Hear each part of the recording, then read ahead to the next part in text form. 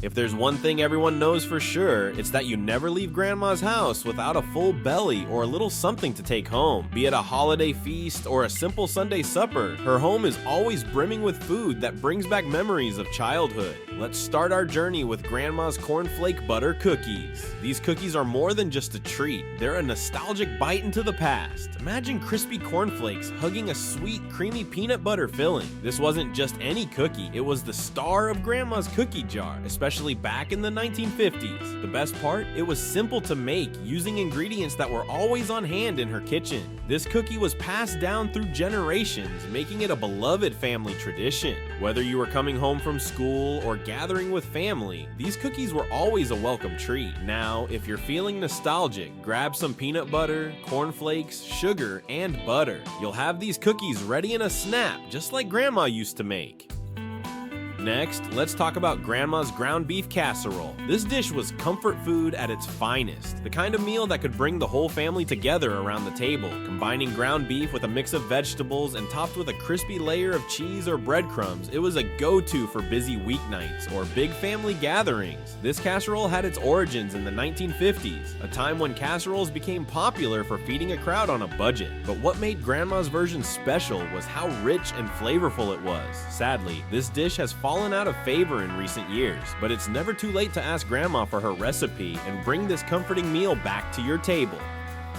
Moving on to something sweet, Grandma's blueberry pie was the true star of summer, with a flaky, buttery crust and a filling that was bursting with fresh, juicy blueberries. This pie was like biting into a piece of summer. The tradition of blueberry pie dates back to colonial America, where blueberries were plentiful. Grandma's recipe, often made from scratch with local berries picked at their peak, became a hit at family gatherings and holiday dinners. Though it's hard to find blueberries that ripe these days, this pie is worth the effort.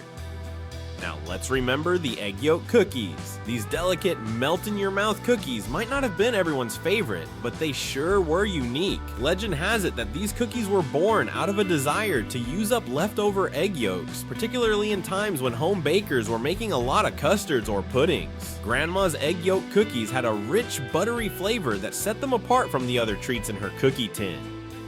Who could forget Grandma's sour cream drop cookies? These cookies might sound unusual, but they were a delightful surprise. The addition of sour cream gave them a soft, tangy flavor that was totally unexpected, but oh so delicious. Known as drop cookies because the dough is so soft, it drops right off the spoon onto the baking sheet. These were often topped with a sprinkle of powdered sugar or a sweet glaze to trick kids into thinking they were in for a sugary treat. Let's switch gears from cookies to a classic pie, Grandma's shoe fly pie. This Pennsylvania Dutch dessert was all about rich, sticky molasses, and it was both comforting and unique. The name shoe fly comes from the need to shoo away flies that were attracted to the sweet molasses filling. This pie was a staple at family picnics and holiday tables, and though it might seem intimidating, it's actually quite easy to make. For a taste of something savory, we have Grandma's baking powder biscuits. There's nothing quite like the smell of fresh biscuits baking in the oven, and Grandma's were the best. Fluffy and buttery, these biscuits disappeared in seconds. Made with simple ingredients like flour, baking powder, and buttermilk, they were a quick and easy way to get fresh bread on the table. The secret to their rise was the reaction between the buttermilk and baking powder, creating air pockets that made the biscuits light and fluffy. Let's not forget about Grandma's cherry salad. This was no ordinary salad. It was a creamy, dreamy concoction made with canned cherries, marshmallows, and a fluffy dressing that kids loved. This salad was especially popular in places like Michigan, Wisconsin, and Ohio, where cherry orchards were abundant. It was a hit at family gatherings, proving that fruit salads could be as much fun as they were tasty.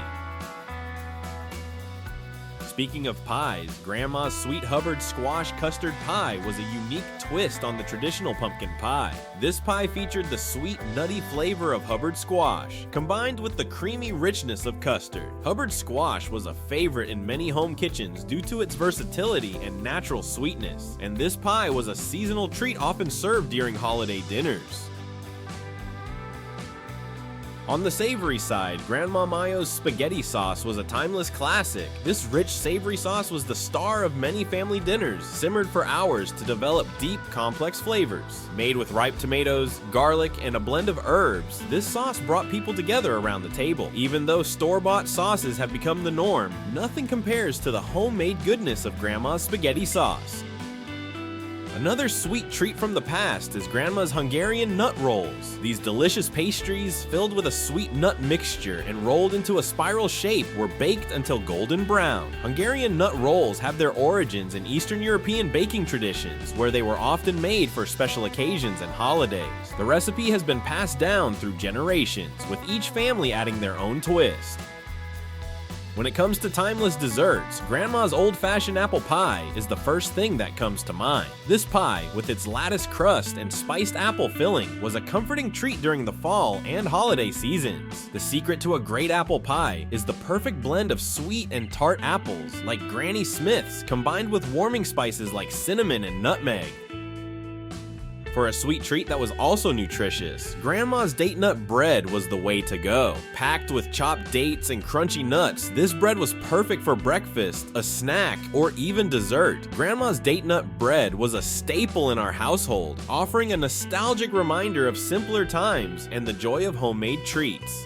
If you're craving something simple and comforting, Mima's milk pudding is where it's at. Made with just milk, sugar, and a touch of vanilla, this pudding was a staple in many southern kitchens. It dates back to early American cuisine, where it was often enjoyed as a treat or a way to use up surplus milk. Mima's version, with a sprinkle of nutmeg or a dollop of whipped cream, was a simpler version of what we now know as rice pudding.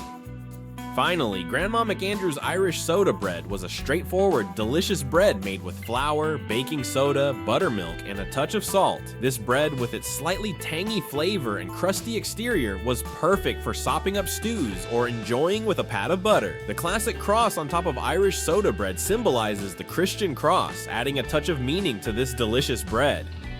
Great Grandma's peach cobbler was another beloved dessert, especially in the American South, where fresh peaches were abundant. This cobbler, with its sweet, juicy filling and buttery biscuit-like crust, was the ultimate comfort food. Though peach cobbler has been largely replaced by more modern desserts like peach crumble, nothing tastes like Grandma's cooking.